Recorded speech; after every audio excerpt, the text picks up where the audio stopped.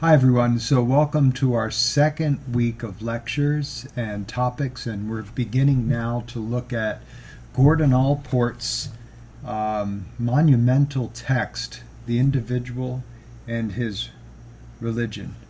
This was published in 1950, and Allport, in the preface, describes this as an extension of his Theories of Personality text. And that text, I believe, was published in 1932, Personality. So what I've done is I've included audio lectures on Gordon Allport's theory of personality. And these lectures are audio lectures that I give to online Theories of Personality courses. And I strongly recommend that you listen to them maybe even before getting into this. It's going to help you to really understand who Allport was and where he's coming from, and how when he says that this book is an extension of his theory of personality, this extends beyond just writing. This means that religion for him, the religious experience for him, is an aspect of human personality. It's really going to be worth your time. If you're planning to become a professional psychologist, I would say take it seriously, and really you're going to, through listening to those lectures on his theory of personality, it's going to really benefit you. So I urge you to do that. Let's dig in here to the preface. We're going to do a lecture on the preface, a lecture on chapter 1, a lecture on chapter 2. So Gordon Allport in the 1950s, he's an academic. He described that academic psychology was split between those exploring the human condition through quantitative research methods and those exploring unconscious motivations in a qualitative research way. So he's describing, of course, behaviorism and psychodynamic theory. And what Allport, this we've already discussed in our first lecture, and Gordon Allport really struck out on his own, and he was very critical of the pure quantitative type research, of relying only on statistics and experimentation and research methodology. He was very critical of this, but he was also not at home in a completely theoretical, philosophical, qualitative mode either. So he called for a combination of the two, and he struck out on his own path. He really did his explorations in his own way.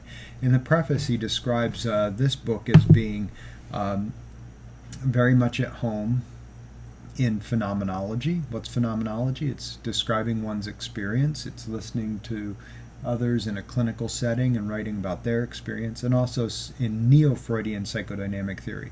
So these are people like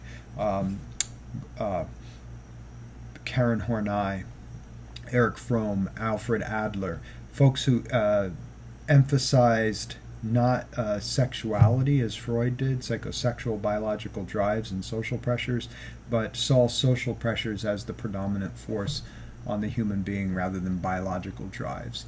So Allport was interested in qualitative study of conscious experience. This is very different from the psychoanalysts. Psychoanalysts were mostly, interested in unconscious motivation. Freud was interested in unconscious biological drives, id, the thing, he called it, whereas the neo-Freudians were more interested in ego psychology, so conscious, but also in unconscious aspects of the self, bringing forth the unconscious into the consciousness. But the emphasis really in Freudianism was consciousness. Now it's important to realize that I'm not going into detail about Freudian theory or psychodynamic theory or neo-Freudian theory. That's all stuff that you'll learn in another class, perhaps Theories of Personality. If you're interested, of course, send me an email and I'll tell you where to look. But it's beyond the scope of I can't go into complete detail in explaining those things, or we won't get through this text, but I can point you in where to look so you can do the work on your own to get a better grasp of what Allport's on about.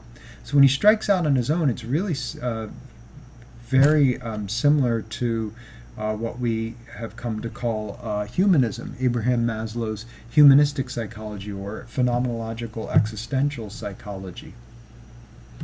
He was greatly influenced by the Gestalt psychologists, that's the Gestalt research psychologists, Max Wertheimer, Kurt Kohler, Wolfgang Kohler, Kurt Kafka.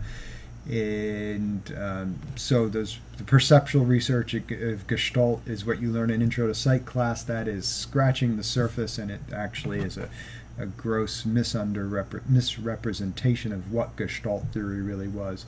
Kurt Lewin, who did the famous study of children working under either an authoritarian teacher, and a laissez-faire teacher, or a democratic-style teacher. He was a Gestalt psychologist who focused on structure of personality and how the social structure affects personality. So Allport was greatly influenced by both Gestalt, and he was greatly influenced by William James. As a matter of fact, you'll notice in the preface towards the end that he nods to James and says how much he learned from William James's text on the varieties of religious experience that we studied last week.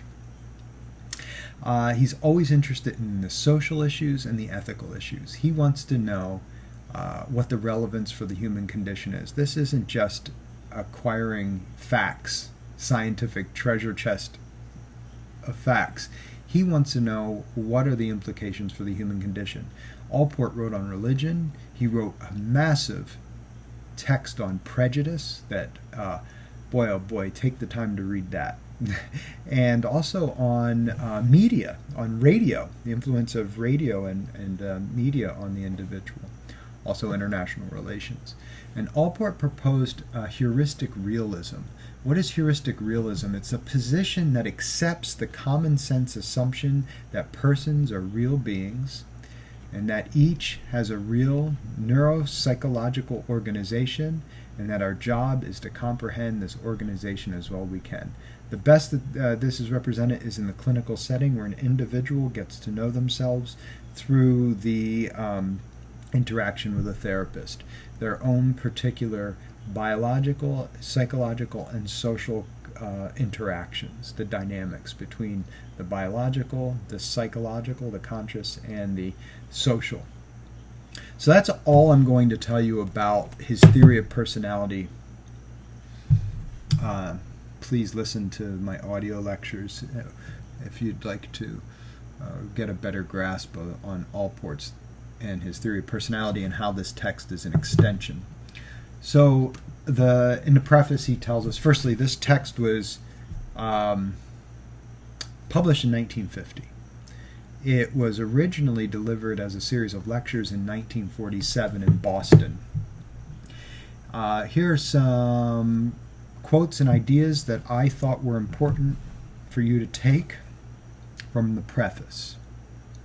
First quote: while popular interest in psychology mounts, religion remains as ever one of the prominent concerns of mankind.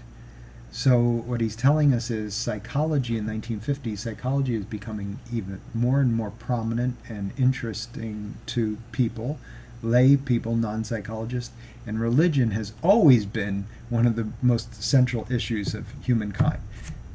We're not talking here merely about external religion. We're talking about existential religion, the big questions. Why am I here?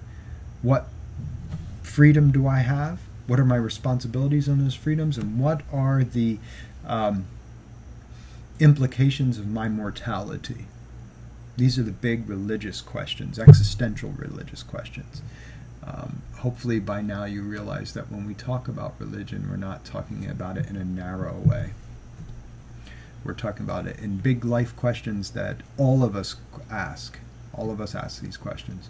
The moral catastrophes that Allport mentions in the preface are, of course, World War I with mass chemical warfare, hundreds of thousands of deaths through mass chemical warfare and automatic machine guns. This was the World War I. World War II is the Holocaust. These are the moral catastrophes. And he's saying psychology has to take a moral stance. It has to have a moral position for the benefit of humankind, for it to be useful in any way.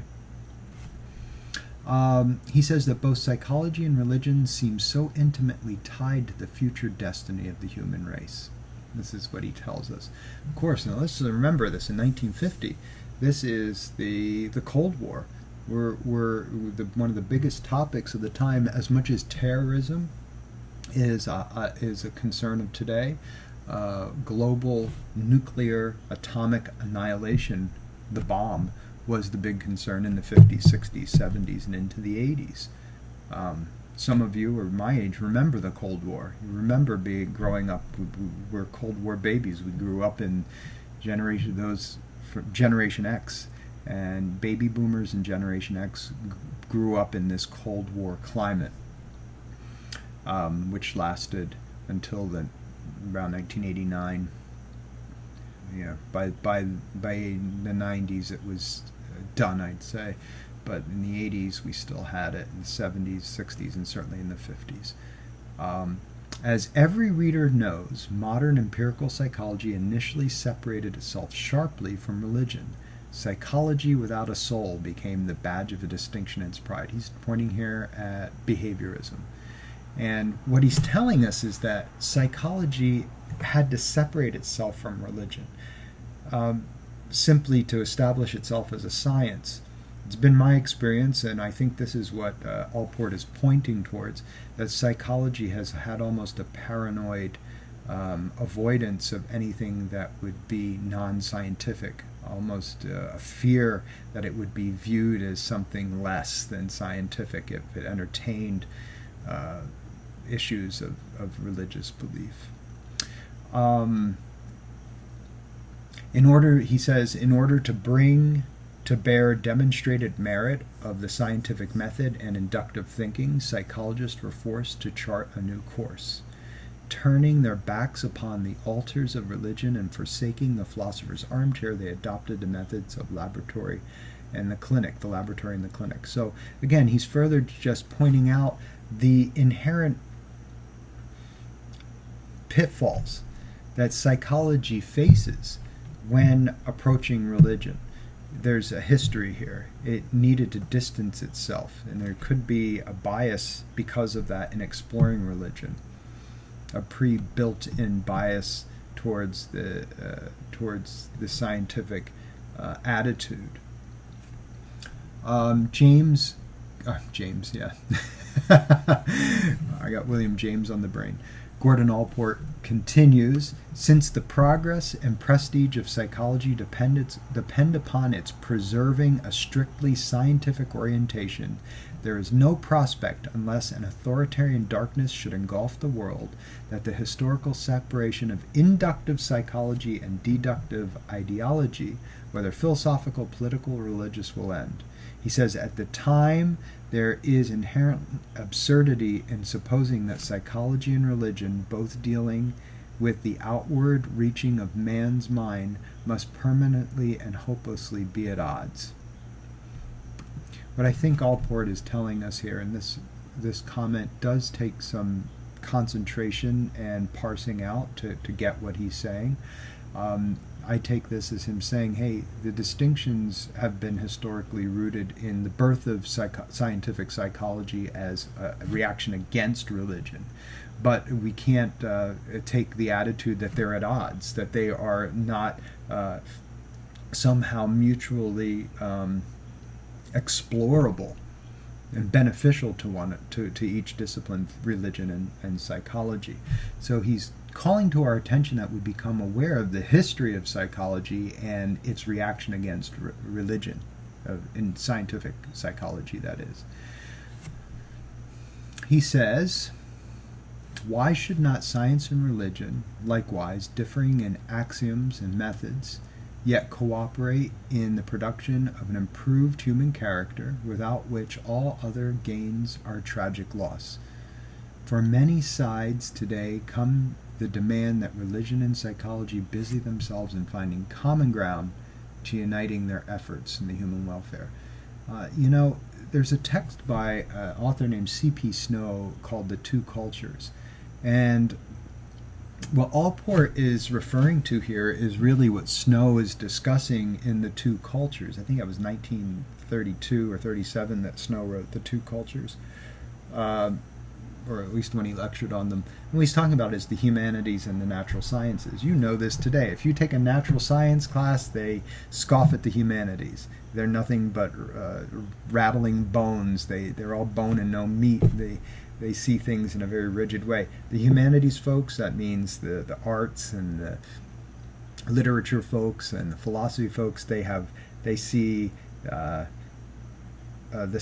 natural scientist as being all bones and no meat, whereas the scientists see the humanities folks, the liberal arts folks, as being fluffy and very miasmatic and not willing to pin anything down and classify anything.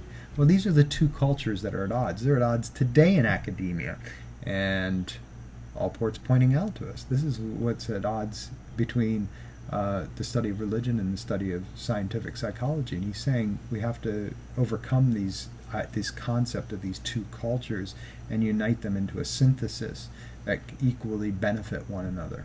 You getting the spirit of this in the preface? That's what prefaces are for. Always read the preface or the foreword. It tells you so much about. I have had experiences in reading books in which the most important aspect of the book was the foreword or the preface. The rest of the books sometimes didn't offer what the foreword and the preface did, so please never skip the foreword and the preface. I think it's a wise move to always read it, and that's why I'm taking the time to include it in our course. Allport points out that both scientists and theologists must make adjustments. He says, a narrowly conceived science can never do business with a narrowly conceived religion. We'll get more into this, but narrowly conceived science are people who worship at the altar of science, that will only consider that which is verifiable and quantitative. Narrow attitudes about religion are those who only will take a leap of faith and won't take and find it not favorable to even take a critical look at that attitude. He says the task of this book, discovering the place of religion in the life economy of the individual. Life economy is functional. It's the individual within the context of their social setting, their environment. Allport reminds us to lose our biases. All talk of mutual policy on one hand, science, or opiates and superstition on the other, is prejudiced or empty. This is dismissing religion as superstition or as a way to escape and feel good in an uncertain world. He said these are biases, and for religious to insist that everything has like this overarching pointing towards the divine, he said these are biases. We had to step away from our biases. I make no assumption and no denials regarding the claims of a revealed religion. Writing as a scientist, I am not entitled to do either. So he's not going to judge revelation. What's revelation? Revelation is when you know something from an internal divine source through revelation, rather through empiricism, through the senses. And he's saying, I'm not going to... Science is naturally an empirical endeavor, but my job as a scientist is not to judge the revelation in favor of the empirical. He describes his ideas as being relatable to phenomenology and Neo-Freudian psychology, as we discussed before. And he describes one underlying value: the right of each individual to work out his own philosophy of life, to find his personal niche in creation as best as he can. So what he's telling us here is Don't become a scientific psychologist who's evangelizing and criticizing other individuals for their path. And he's saying don't be an evangelical religious person who's criticizing others for possibly their scientific path or whatever. All of us are on a path to our own understanding, and we need to do what's right to us. For us in this course, it's exploring this big question. It's like a meta questioning. He says,